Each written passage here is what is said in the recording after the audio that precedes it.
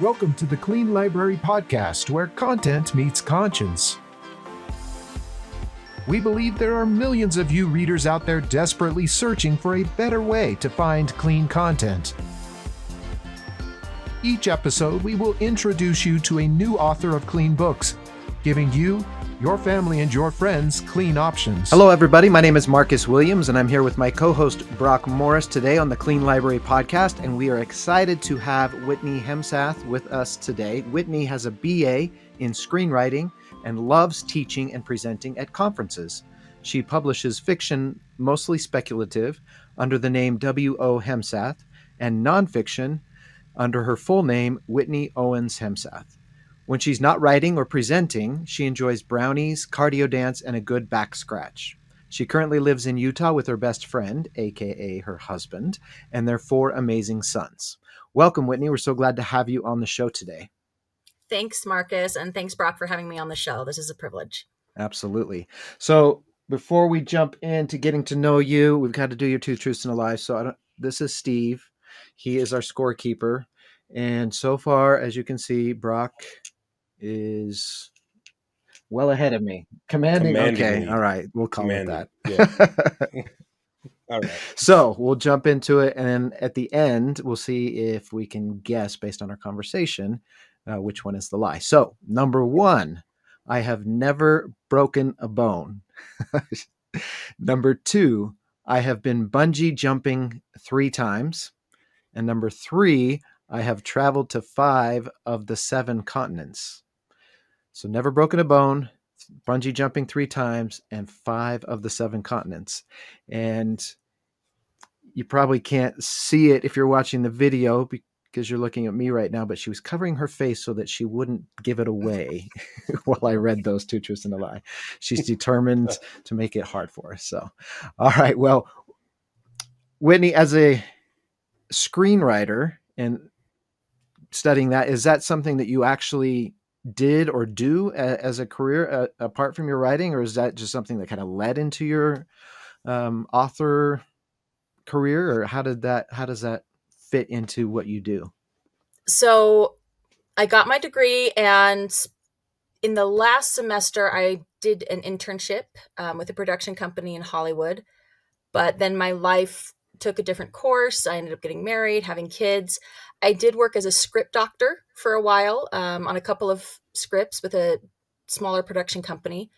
But then everything kind of pivoted to more of novels and short stories. And I do have a few ideas for screenplays, and I will hopefully get back to those roots eventually. But for now, it's not my main focus anymore. Did you find it a challenge to switch from that training to books? No, I think it is a fabulous foundation because it's harder to go from writing novels to writing screenplays, because with writing screenplays, you only get to write what the camera can show. You don't get to write internal thoughts unless they are literally going to be appearing on the screen in, captions or whatever. You don't get to describe the smells and the texture of things. The camera can't show any of that. Right. You also have a much larger group that you are collaborating with and that you are not to micromanage.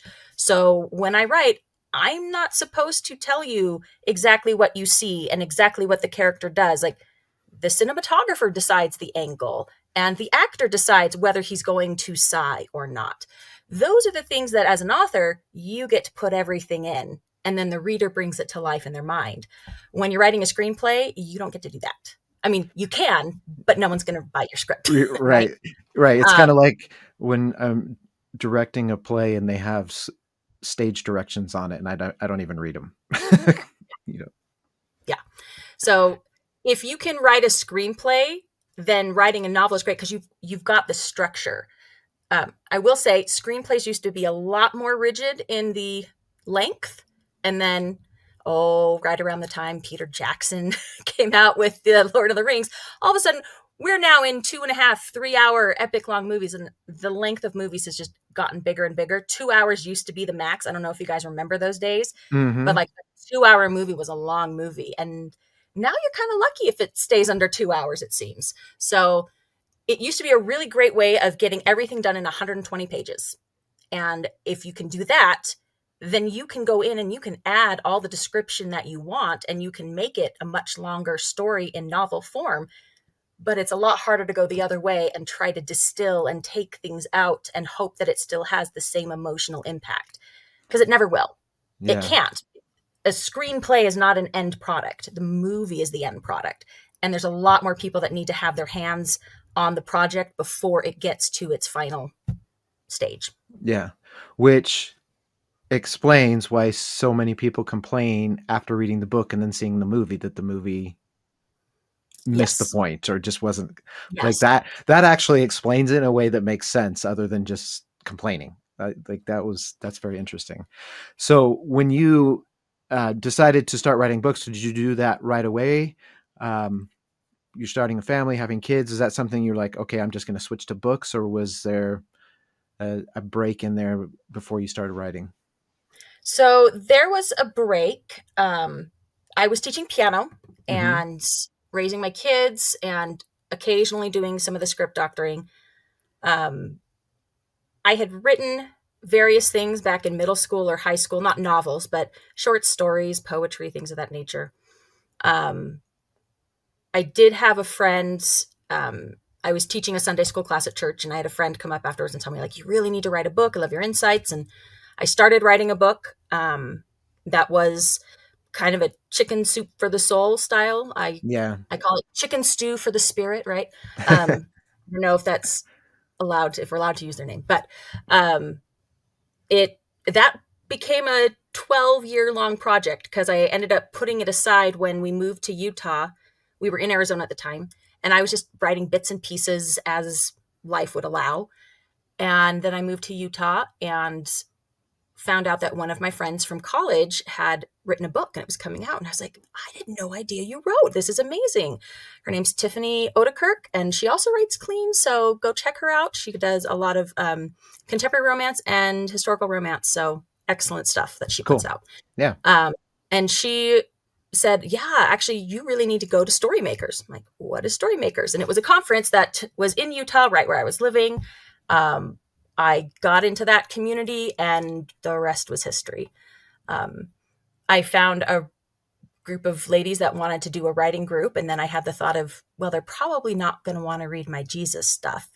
So what do I do? And then I was like, I'll just start writing a novel. And I had this idea for a young adult sci-fi novel, a post-alien invasion version of New York, in which aliens are addicted to classical music and humans are their performing pets.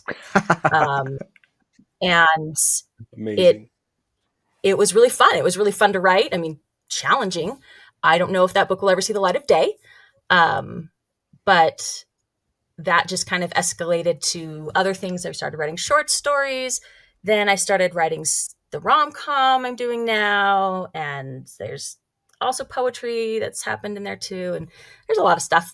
So I also have like a middle grade epistolary time travel that's coming out later. And so a little bit all over the board, but yeah, it's been fun. It's been a fun journey. That's like a lot of genres, which I think is cool because that's what I do as well. So when you're thinking of a story, are you thinking about what genre this is going to be in, or is it more, this is the story I want to tell, and it just ends up being in whatever genre it ends up being in? I usually know the genre ahead of time. Mm-hmm. I would say a lot of my publications right now are short stories that are currently out on the market. And most of those have come from an open call, right? With a specific theme. Okay. I have two with a publisher who was looking for sci-fi fairy tale retellings. So I knew I wanted to pick a fairy tale, and I knew I wanted it to be a slightly less common one because I didn't want to have to compete against 8 Beauty and the Beasts, right? Right. That's one of my marketing tricks, right? Write something that not everybody else is going to write. Eliminate Right. the competition from the get-go. So those ones I knew. I have a Rumpelstiltskin one that is with like android robots and corporate greed and all the fun stuff. And then I have a space pirate version of the Three Billy Goats Gruff. So it's called Billy and the Einstein Rosen Trollbridge. Yeah. Awesome. So it's fun, and sometimes I know, and other times I just have a general idea, and it I might not know yet if it's gonna be how intense it might be, right? Right. Sometimes I'm like, oh, hey, this actually works with a comedy, or this got really sad and it's very intense, and that's what we're going with. Um, I think the only oh, go ahead, sorry. No, it's I was fine. gonna say I think one of the only other times where I've really said like I'm gonna try specifically for a certain genre um, was an open call. They wanted dark mermaid stories, which is a genre, right? But I wanted to challenge myself with that one because I hadn't really ever written anything dark, Mm-hmm. right? I wasn't a dark person. Yeah. I wrote books with Jesus in them, right? Like Jesus, and then sure, we'll throw in a dark mermaid and let's see how that computes, right? Um, and I'm actually really, really proud of that story.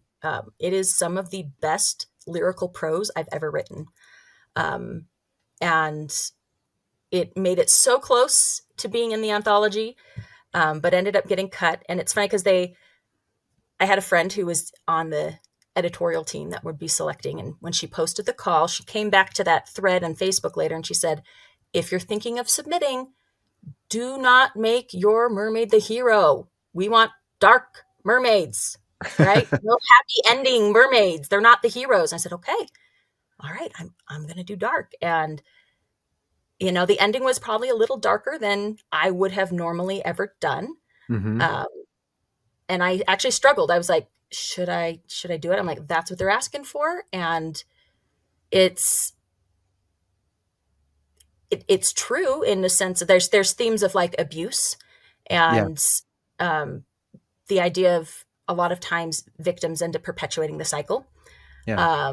And so in this original ending, the main character doesn't make the redemptive choice and kind of falls back into that cycle herself, right? Right. Um, and it ended up not making it in, and I was given the reason because it was too dark of an ending. And I was like, "Are you serious? Are you serious right now?" But that's a blessing in disguise because then I was able to take it and put the ending that I wanted, which Right. had more hope, and that feels more true to me. Is hope. I like my stories to have hope in them. So Yeah. I was able to actually put the ending I wanted, and it got a honorable mention in Writers of the Future. And then I was able to self-publish it as a standalone story, and it's really fun. Cool. So the short stories, do you find that helpful to get those prompts to write those? Is that a helpful kind of exercise for you when you're building your own stories as well? Oh yeah, oh yeah. I think Ray Bradbury gave the advice that everybody should write a short story a week because it's impossible to write 52 bad short stories, right? That if you do it every week for a year, you can't wind up with 52 bad stories. Like you will get better. You have to. Right. Um, and so short stories have been amazing for me. One, in the sense of accomplishment that they provide, because, anybody who's written a novel or is trying to write a novel, except for those like few unicorn people who seem to be releasing books every 3 months on Amazon, I don't know how they do it. I Mm-hmm. question if they're actually human. I think we're in a, you know, sci-fi setting and we've got some like dystopian robot geniuses over there. But I think for the rest of us mortals, um, writing is a slog, right? Like you Yeah. draft it and you get your first, when you finally finish that first draft, that took forever. And you're like, oh, and now comes the hard part of Right. revision and revision and revision, and then feedback, and then revision, and then feedback, and then revision. And that's before you even start querying and trying to go on submission if you choose the traditional publication route. Mm-hmm. So it can be really disheartening to have something that just drags on, and you can easily lose enthusiasm for it. And so short stories have been an amazing way for me to reanimate my enthusiasm for writing, right? I can use it as a palate cleanser between projects. And I can get that little hit of dopamine for finishing something and hitting submit to a Yeah. publisher in a short amount of time, right? I actually was not going to do the Dark Mermaid short story because I was in the middle of drafting my my middle grade that's going to be coming out later. And I had a friend ask me if I could read hers. And I was like, sure. And it was the week before it was due. And I was like, oh, I would like to try it, but I don't have time. And then I got COVID. And so in 3 days, I came up with an idea and wrote the story and submitted it. And am really, really proud of that story. Mm-hmm. So that's the fastest I've ever written anything. Normally it takes a little bit longer, but still it's always a manageable chunk of time. Maybe it takes a month at most for some of my short stories, right? Usually a couple of weeks. And then it's done and you get to move on. And that is such a fantastic feeling to be able to say, done, submit, pat yourself on the back. It's not dragging on and on forever. And so it gives me Right. the stamina I need to then go back and face my novel and keep dragging forward with the long, long fiction.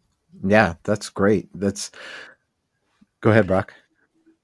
That's such a cool, well, I was just going to say, that's such a cool concept that I've never heard somebody mention before, that we've talked to a lot of authors who describe sometimes the disappointment that comes with being turned down, or the difficulty when finishing a story, and sometimes it takes years.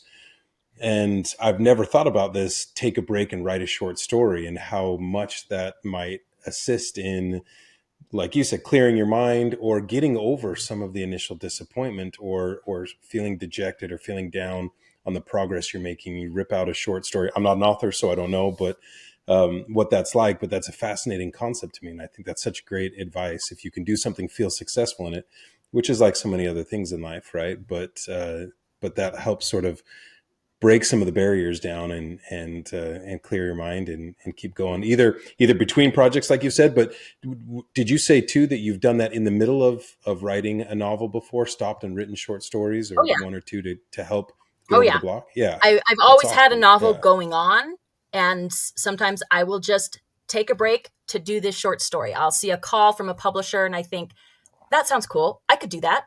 Yeah, I'll do that. It doesn't take too much time out. I mean, what's 1 month away from my novel if it's taking me 12 years anyways, right? So it's been really great for me. Your mileage may vary, right? But most of the people I know who write short stories love them, right? They love for those same reasons. Yeah. And a lot of authors say, I can't write a short story, for the same reason that we talked about going from writing a novel to writing a screenplay, right?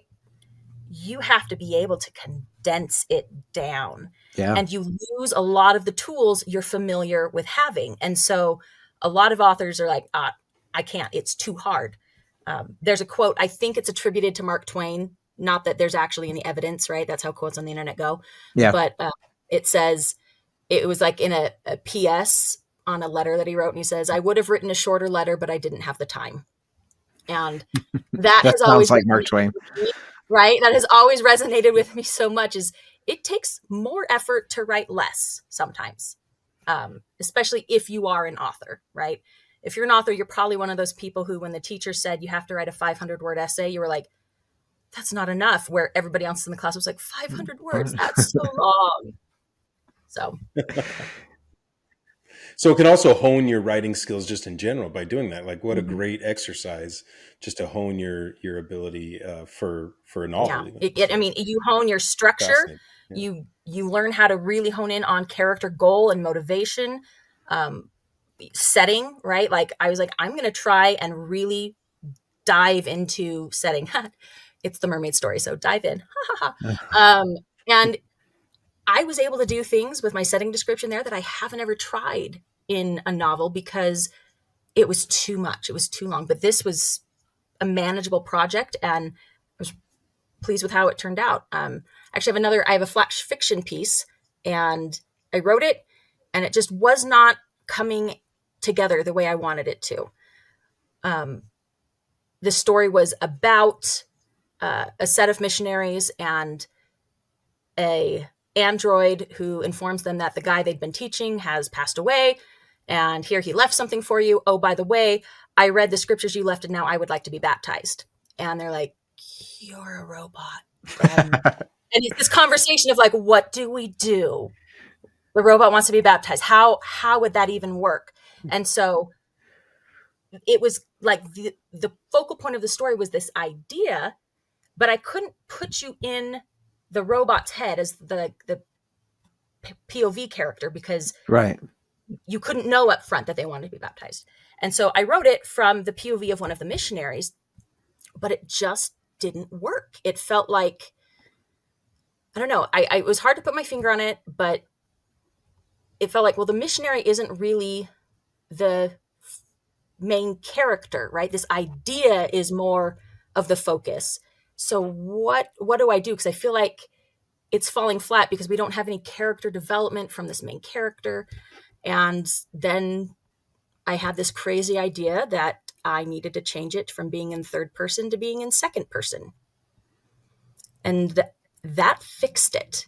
Like, the story worked when I changed it to you. And I will never be able to write a novel with you as a POV, right? Like, H. Hemsath is like the only one I've ever read who did that, which if you haven't read her stuff, read the fine print. Probably not going to be on the Clean Library podcast. I was taken by surprise at a few things there. I did not read the fine print ahead of time. But she has, in one of her books, she has like 3 point of views, and one of them throughout the whole book is second person. So it can be done, but it wasn't something I would have ever done if I hadn't been willing to experiment in the short story form. Which, an experiment you wouldn't have done in a novel, because it would have been too much. Yeah. Correct. Yeah. And one of the things, as you were talking about the difficulty in writing short for a lot of people, because you have to be so succinct and detailed. And I was thinking about what a lot of people say about just writing clean, that they have to think a lot more about it. And I know when we were talking to you before we started the podcast, we were talking about, we've had authors who have very strict rules of this is what I will put in my books. This is what I'll read. And then others who have a broader definition of clean. So can you kind of explain your view or how you look at it? Ooh, on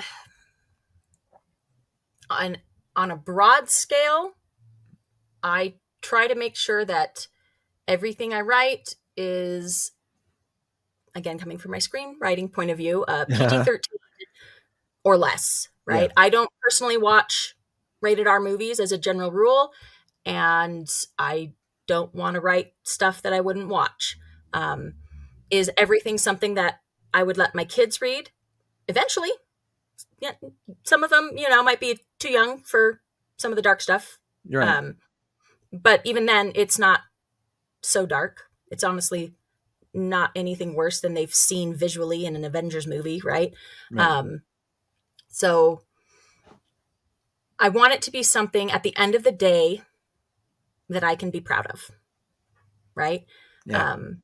I want it to be something where I'm a religious person, right? And I want it to be something where I'm not ashamed to have God read my work, right? Like, right. Which, other people might read that murmur, so they're like, oh, you would show this to God. Like, it's got blood, it's got, suicidal ideation, it's got abuse. And I think one way in which I vary from the strict crowd is,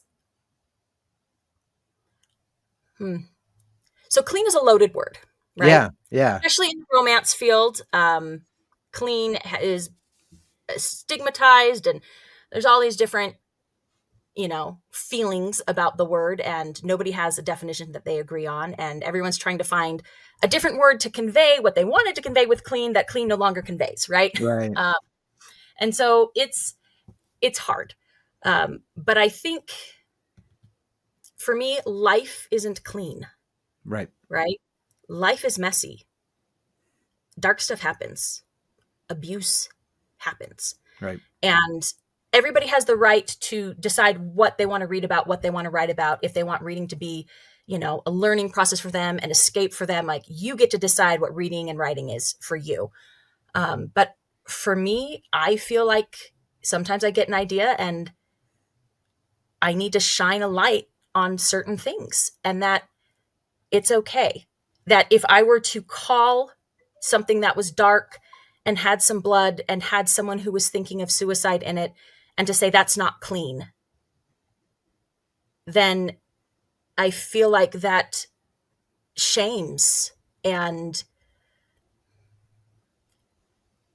tries to push away those for whom those things are an everyday aspect of life. Yeah. And if there are people who live in that kind of darkness, I don't want them to ever feel like I'm pushing them away or invalidating their life experience or saying, yeah, I don't want you in my life. Again, not saying that everybody has to go read hard things. Like reading can absolutely be a fluffy fun escape for you. You decide what you want it to be. Right. And I also write rom-coms, that are just silly and fluffy. But I won't say that that's the only thing that I will write, because I think there is a need to sometimes shine a light into the darker things so that you can provide hope. Sometimes we need a safe space to feel that intensity of certain genres, right? So that we can experience it in a safe setting. And then if we ever happen to come across those things in real life, we are a little bit better equipped to handle them. So for me, clean isn't avoiding certain topics or certain things. I don't write explicitly sexual things. I don't put profanity in my books. I don't do excessive gore. And those are personal preferences, right? Those are what I feel comfortable writing. But I think a lot of it has to do with the context too that it's in, right? No, I think what you just hit on here is really important. And Marcus, correct me if I'm wrong, but I don't know that we've touched on this before. And I think it's, like I said, a very important point that it sounds like, at least Whitney, from what you've said, that you can have dark content that's still technically what people would define as clean, right? Like there's explicit writing, but the subject matter can be a little bit darker. And actually, so I really like that term, just from the standpoint as we start to describe what does, there's clean from you're not writing explicitly, but the subject matter is a little bit heavier, right? Like you said, and that sometimes you have to address those things.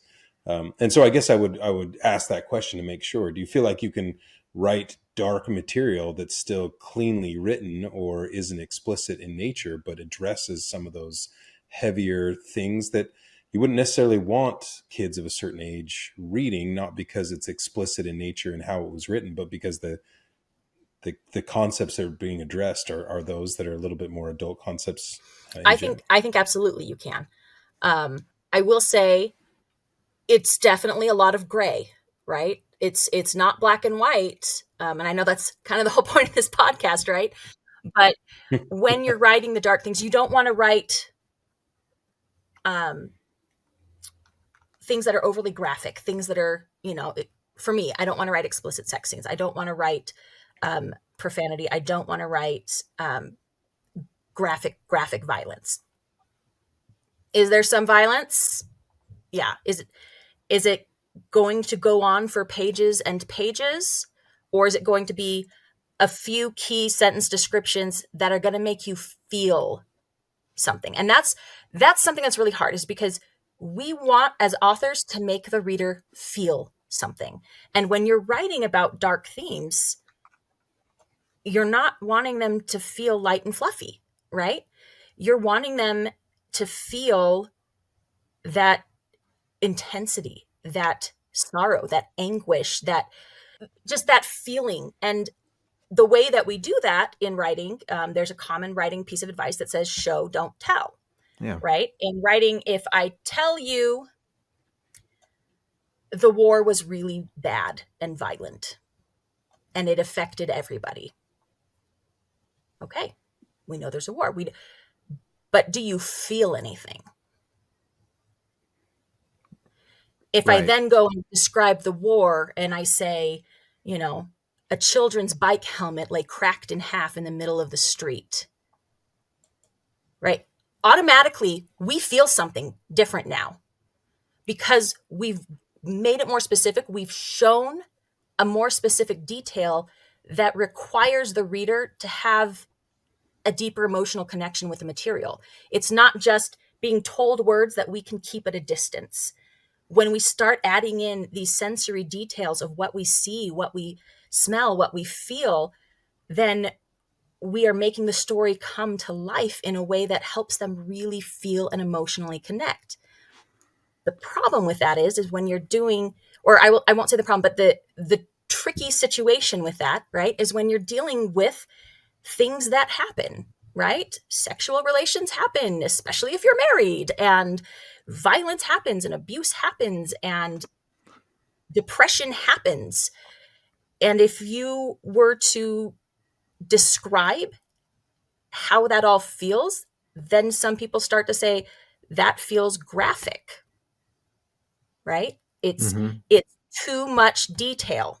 So the tricky spot isn't so much for me clean versus not clean, is where is the safe zone where I can let the reader experience something that I think is important without making the reader feel too uncomfortable with it, and without me feeling like it was something that makes me uncomfortable at the end of the day.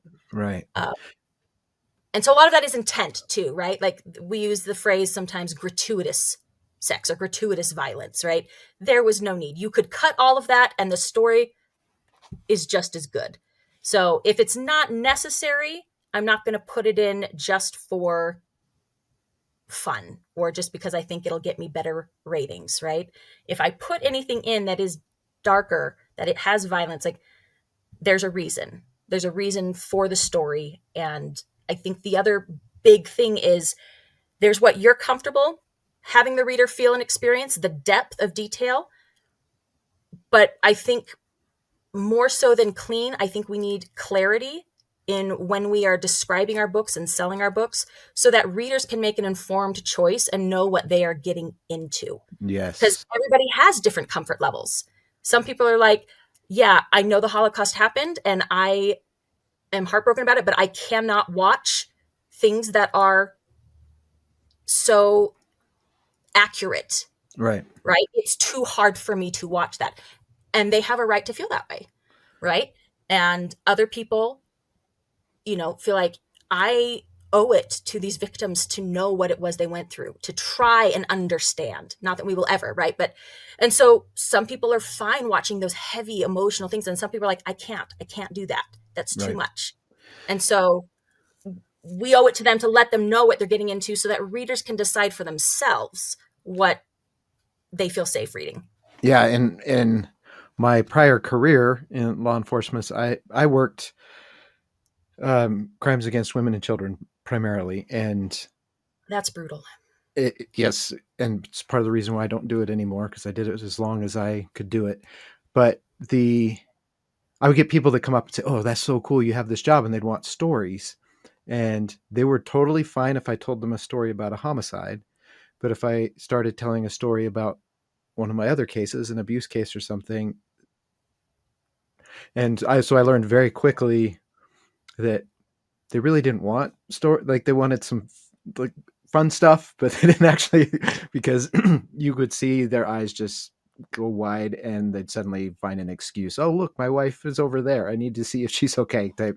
And I don't blame them at all. Like, I don't want anyone to have to go to that place. I did it as a decision, and I felt called to do that, but that totally resonated what you were saying, because I experienced that live, not even in a book form, but live conversation, someone asked me a question that they didn't really want the answer to because they didn't know what they were asking of me. If they asked me what I did that day, they didn't actually want the answer of what I had to do that day. So that, and I wanted to touch a little bit on something else you talked about, and that especially in a community, maybe it's a religious community, maybe it's not, but where people are trying to partake of clean literature and movies, and it's kind of, that's the morals, or the expectation is that when you have a person in that community who's experiencing abuse or something hard, difficult, they feel like they're on their own. You look around and all these other people have this great life, and I'm the only one here dealing with it, and I don't want to say anything because nobody wants to hear about this. And so when you can deal with those difficult topics in a book where they can see someone going through some of the same things they did, and then especially if there's hope involved in the story or in the character, and they can get strength from that, that's powerful. Yeah. And I think you're absolutely right. I think it's not just our books and our stories that we want clean and sanitized of hardship sometimes, right? Which is Right. a valid use of literature to escape the hard times and find respite and find encouragement and dreams, to be able to envision something better than what you deal with every day, right? All of those absolutely valid uses for literature and reading. Yeah. But our lives are stories too, right? And so the stories that we live are not always clean, right? She says with air quotes. And the people who are struggling the most, they need, I think, the most recognition, because we do, as a society, we love to, for lack of a better word, sanitize everything, right? Mm-hmm. Social media, you put your best face forward. It's the highlight reels, Yeah. right? There's no blooper reels that go up there, right? It's only the highlight reels. Everybody is airbrushed in magazines, right? We don't want to show real because real doesn't sell. The facade of perfection, and that would in this conversation translate to the clean and the, not tainted by all that other messy stuff. That's what might sell. Now, in literature, it's actually quite the opposite, I think, right? A lot of times the things that would make your book not qualify as clean, those sell very well. But in terms of socially what we want to see from each other, right? Even with someone who doesn't have the job that you had, Marcus, if you go up to someone and you say, "How are you doing?" Generally, we want the quick answer, like maybe, "Oh yeah, I want to know how you're really doing, but I want you to be able to tell me in about 10 seconds so I can say, 'Oh, I'm so sorry,' and then move on." Yeah. Right? Like, there's a big movement for people trying to be more authentic and show more reality so we can have more of that connection. That I think the internet's been wonderful, but I also think it's actually robbed us of our connections in some ways. It helps us connect with people, but it's not the same quality of connection as we used to have. And it can almost turn into a contest of who's being more real, and then you're just not being real again. Exactly. And the cycle continues, right? And so, even, gosh, where was I? So I collect nativities. That's one of the things that I collect. I think I have almost 100 now, and we love doing like a little open house. This last year was our first time, and we're going to keep it up. Where little open house, you come through, you look at the nativities, you grab a cookie, and you leave. Cool. Right? Yeah. For Christmas. So that's our little family tradition we're doing. And you collect these on your travels around the world, all the different. Yeah. Some are from our different travels. Some are ones that friends have made. Some are just cool ones that I find or bought. I actually made one during the pandemic. It's little mini peg dolls. And then everybody's wearing face masks except the animals and baby Jesus. And then the wise men have toilet paper, Lysol spray, and hand sanitizer. And those are the gifts. So all sorts of nativities. But in in all the nativity art that I've seen, I have seen exactly one painting that has ever had any blood anywhere in it. And I can't even remember the name of it. I saw one and I forgot to write down who it was, but there's a rag somewhere in the background that actually has some blood on it. And that's it. Because, Yeah. So we want to have this perfectly clean look at things to the point where we want to ignore that childbirth is messy and there is blood. And I don't want to see that. Nobody wants to see that. That's why it's not in art. We don't want to see it, but it's there. And that's the hard truth. And sometimes you need to be able to acknowledge the reality, because like you said, Marcus, a lot of people are not living in those light spaces, right? Like the fact that we have people whose whole career is crimes against women and children, that tells you how many people are not living the light, fluffy, clean, happy lives that they wish they could, that they think everybody else is living because that's all we project. Yeah. And just knowing there are other people out there who are experiencing the same thing is a massive help and support. And there are people you can talk to. There are people who understand, who have felt the same way that you have. It makes a huge difference in your ability to go through it. And literature, I was just thinking the same thing. Literature is such a great medium for helping people feel seen, right? Especially who are experiencing those things. In fact, I've seen this as sort of a recent thread or vein that's being worked through some of the books that I've started reading, where they're taking on, in the midst of a fictional story, taking on more concepts of mental health struggles or things like that, right? That become very real. And I think as a reader, you connect in a different way with some of those harder things that but help you feel more seen in your struggles. And I think it's an underutilized medium for it, even though some, readers would argue, look, I don't want to hear any of that, or I don't want to see any of that. But it's back to what you were just talking about. Those are people who oftentimes don't want to get into any deep conversations anyway, but you can really connect with those who are struggling through that medium. I think such a powerful way to convey you're seen and you're not alone, right? And that's a great. And then the days where you want the warm and fluffy clouds, that you can choose that. And that's one of the things that we really it's one of the things we really believe is choice. And the only way you can really have choice is if you know what you're choosing. Mm-hmm.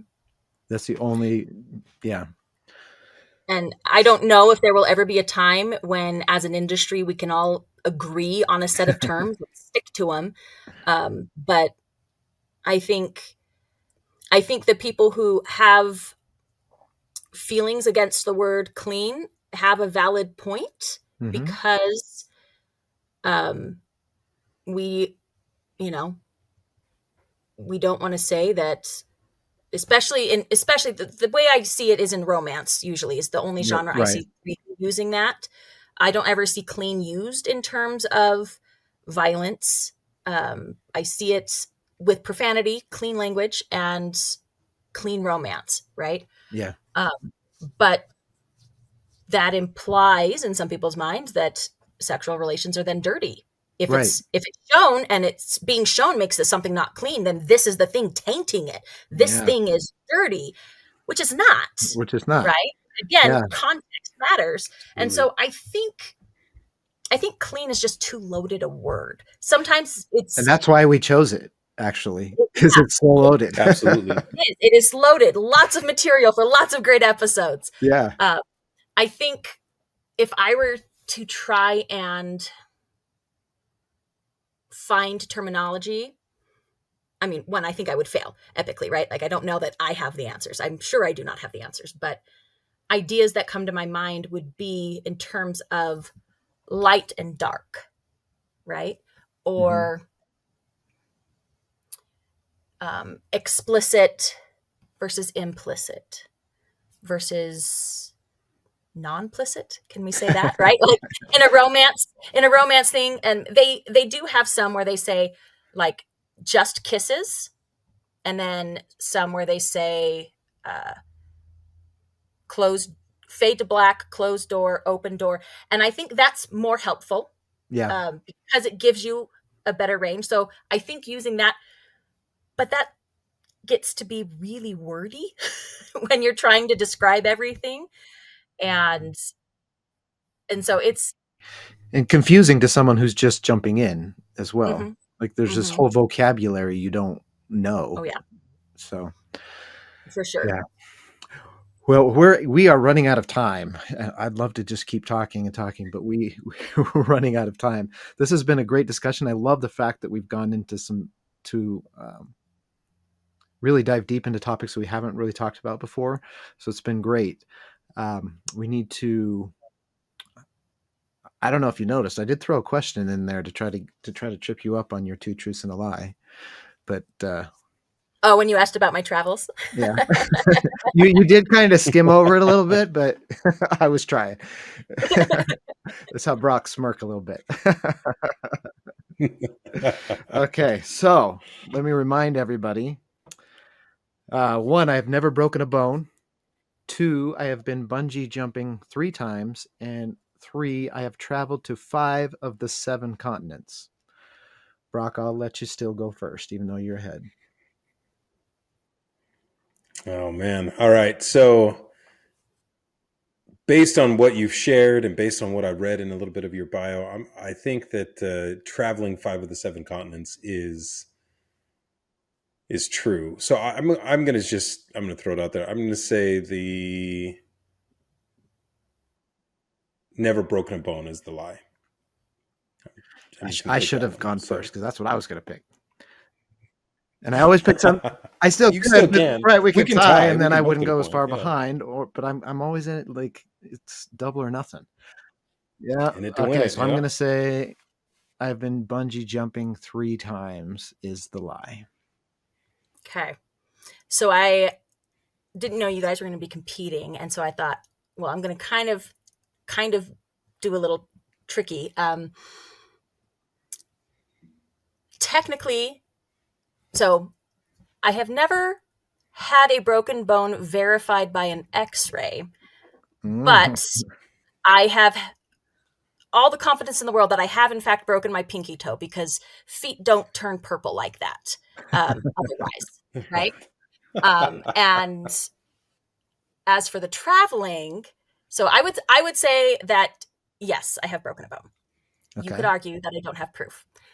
With the traveling, I like to say that I've been to 5 of the 7 continents. However, technically, New Zealand is not part of any continent, and Australia is the continent. Oceania is a geographical region. So again, it kind of depends on how you define it. So I Okay. would have accepted either the first or the third, but I'm so sorry, Marcus. Bungee jumping 3 times is unequivocally true.